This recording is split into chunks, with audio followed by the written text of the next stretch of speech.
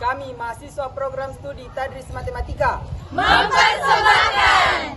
Oke, standby, kamera ready, sound ready, 3, 2, 1, action.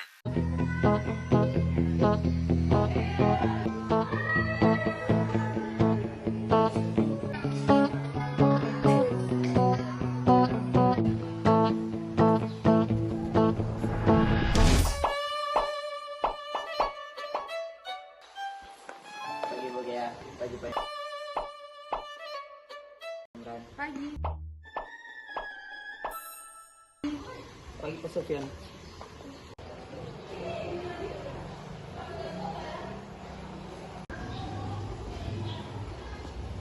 Pagi Bu. Oh, pagi. Maaf nih saya manggilnya dadakan. Gini Pak, kan Pak Sofian ini cara ngajarnya seperti memberi angin segar berbeda di sini. Nah, Bapak itu terkenal loh karena itu.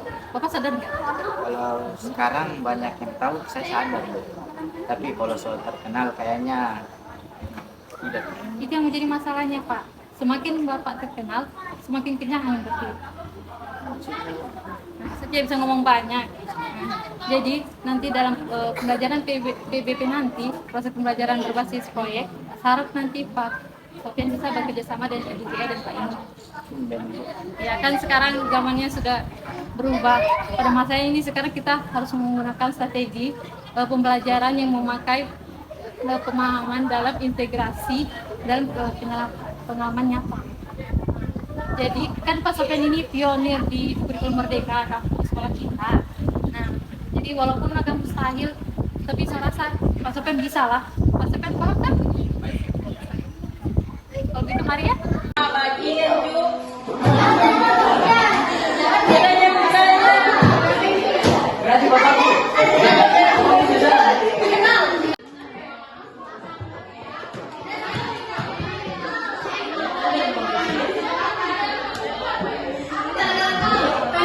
Tenang, semuanya saya mohon tenang. Kalian kalau mau ribut jangan di sini, di rumah saja. Ya kan Bu? Iya. Pagi Pak Imran, pagi Bu ya. Pagi. Pagi anak-anak. Bagaimana tugasnya saya sesuai dikerjakan? Tapi tugasnya disimpan dulu ya, karena hari ini akan ada PBP oleh Pak Imran dan Ibu Gea.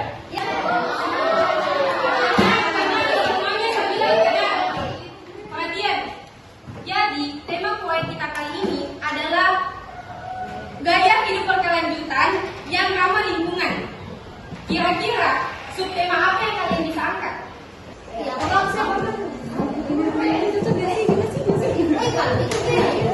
Kok malah tambah ribut ini? Dan tadi saya bertanya, Pak. Malah baca begitu kau itu.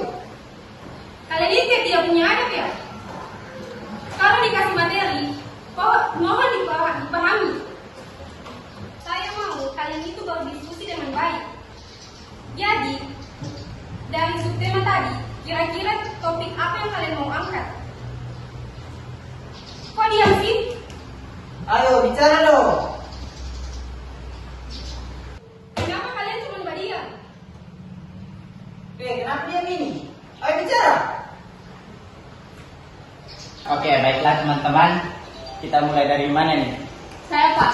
Nah, Ica, gimana? Ada ide apa? Bagaimana kalau gaya hidup sehat, Pak? Nah, bagus itu. Ini kayaknya Biasa ya Pak, daripada mereka berisik lagi, nanti diskusinya makin banyak lagi. ada yang lain. Saya, Pak. Energi ramah lingkungan. Nah, itu juga bagus sih.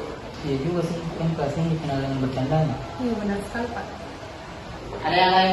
Nah, saya Pak, tapi kayaknya pelestarian lingkungan sih Pak. Soalnya kayak subtemanya itu lebih masuk akal. Gimana? Ide bagus sih. Tapi teman-teman yang lain setuju nggak? Setuju, Pak. Tenang. Kan subtemanya sudah ada.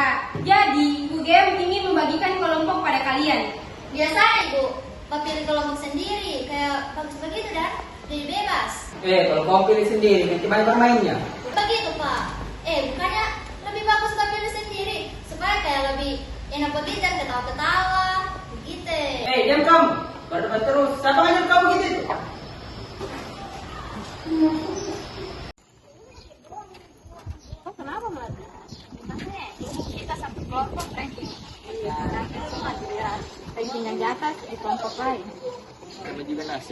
Apa kau bilang gratis? Tidak bisa lah kalau tidak kita protes kita yang punya. Kau bilang kita atau bilang diri sendiri? Sudah. Lagian masih kalau kau mau protes, nanti ke ujung-ujungnya kau juga yang disalahkan. Udah, masa hal kecil ini kamu ributkan? Mungkin kalian itu fokus pada diskusi kalian saja. Berarti Pak, kelompoknya kita ini lebih fokus ke air sebagai sarana pelestarian lingkungan ya Pak? Nah, jangan tanya dengan saya. Ini kan diskusi kalian. Jadi kalian yang diskusi. Cak, idemu Bang, boleh juga itu jadi air untuk pelestarian lingkungan. Boleh. Udah, kalian lanjut. Kalian saya sudah jelaskan ya. Kalian cari atau salin yang mana, terserah kalian. Paham ya? Oke, baik. Saya tinggal dulu.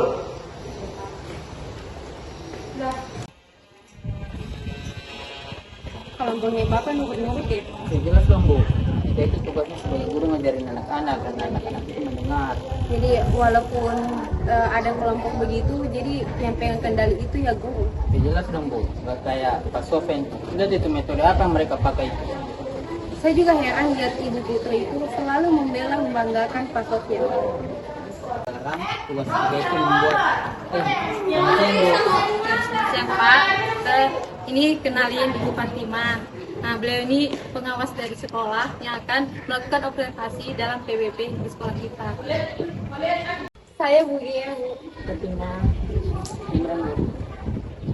Saya yakin ibu tidak akan kecewa sama sistem PBB yang ada di sekolah ini. Ya, jelas dong Bu, semua anak-anak di sini belajarnya terkontrol. Maksudnya belajarnya itu tidak keluar jalur, ya kan Bu? Iya, Pak. Mari Bu. Anak-anak, bagaimana hasil diskusi kalian? Apakah sudah ada kesimpulan? Kok kalian cuma diam? Belum ada Ibu.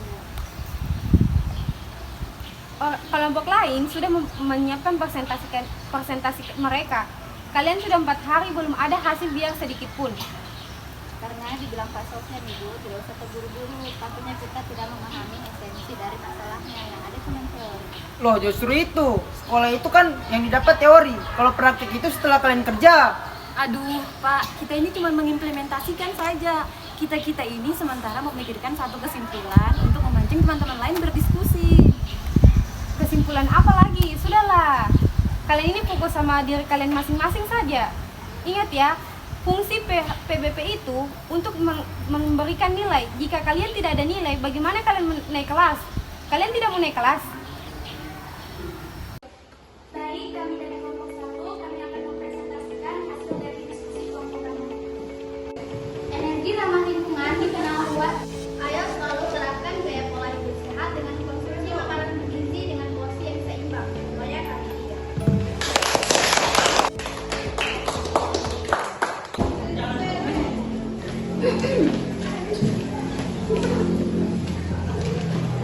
Selamat siang teman-teman, saya Mbak Atia. Kami dari kelompok 4 ingin mempresentasikan hasil PBP kami melalui teater.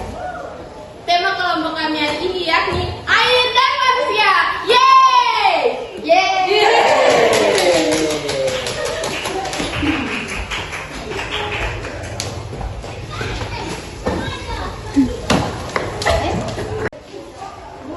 Panas kepala ini hausnya.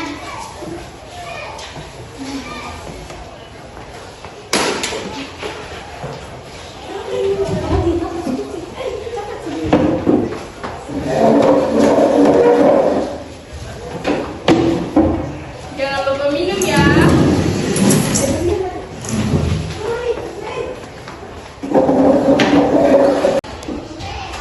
Wih, ada pohon sekali nih. Wih, jadi.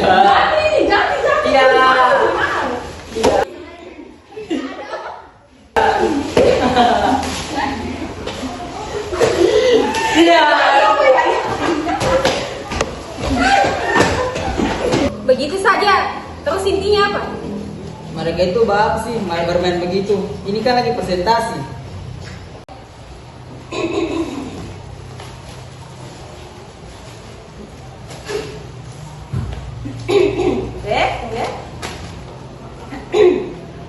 baiknya dalam menjaga pohon itu harus berkaitan erat dengan pengelolaan air yang baik. Misalnya dalam musibah longsor, itu terjadi karena tidak adanya hutan sebagai pertahanan tanah. Terima kasih. Baik, sekian presentasi dari kami. Terima kasih. Jadi bagaimana menurut teman-teman? Manusia itu makhluk egois. Iya betul. Manusia itu egois sekali. Manusia itu butuh alam, tapi manusia seenaknya dengan alam. Iya kok? Iya. Kita harus menghormati alam. Keren kelompokmu, Mel. Iya, Ibra. Padahal tadi itu anak-anak sudah bagus presentasinya, tapi kok di akhir jadi lusuh. Benar kan, Bu? Gimana ya, Pak? Kejadian itu tidak bisa diulangi lagi. Pak Sofyan, kenapa kelompok Bapak presentasikan hasil isi PBP itu lewat teater? Selama di batas wajar, saya rasa mereka sudah merdeka dalam hasil pembelajaran. Jadi, Pak Sofyan yang minta anak-anak untuk menyampaikan dengan cara itu. Saya tidak menyuruh mereka, Bu. Tugas saya di sini hanya membimbing dan memancing. Justru anak-anak itulah yang berinisiatif melakukan itu. Karena kalau saya terlalu mengontrol, yang ada nanti diskusi dalam kelompok ini tidak sehat. Oh, jadi seperti itu. Sekolah Ibu sangat beruntung memiliki guru seperti Pak Sofyan. Karena inti dari PBB itu mendorong peserta didik untuk mengeluarkan ide dan mengeksplornya. Dari situ kita berharap agar mereka memiliki rencana untuk aksi konkret untuk diterapkan. Tapi cara penyampaiannya itu loh, kan tidak harus secara ugal-ugalan begitu. Ya, terkadang kita masih terjebak dengan sistem pengajaran satu arah. Itu tidak salah. Tapi angka baiknya kita membuka diri dengan pengajaran dua arah. Itu sangat penting dalam merencanakan critical thinking bagi peserta didik. Berarti selama ini cara saya dengan Pak Yongkan itu salah. Saya di sini bukan mencari siapa yang salah, siapa yang benar, karena PBP bukan ajang kompetensi untuk mencari siapa yang benar. Mungkin cara penyampaian kami berbeda, Bu, tapi niat kami sama-sama untuk mencerdaskan peserta didik. Ya, Pak Sofyan betul sekali. Tanpa adanya masukan dari Pak Ibran dan Bu Gea, saya yakin PBP ini tidak akan berhasil seperti ini. Percayalah, secara tidak langsung anak-anak ini mengajarkan kita untuk harmonis dalam berkelompok. Kita sebagai guru seharusnya belajar lagi. Kurikulum Merdeka adalah kurikulum dengan pembelajaran intrakurikuler yang beragam, di mana konten akan lebih optimal agar peserta didik memiliki cukup waktu untuk mendalami konsep dan menguatkan kompetensi.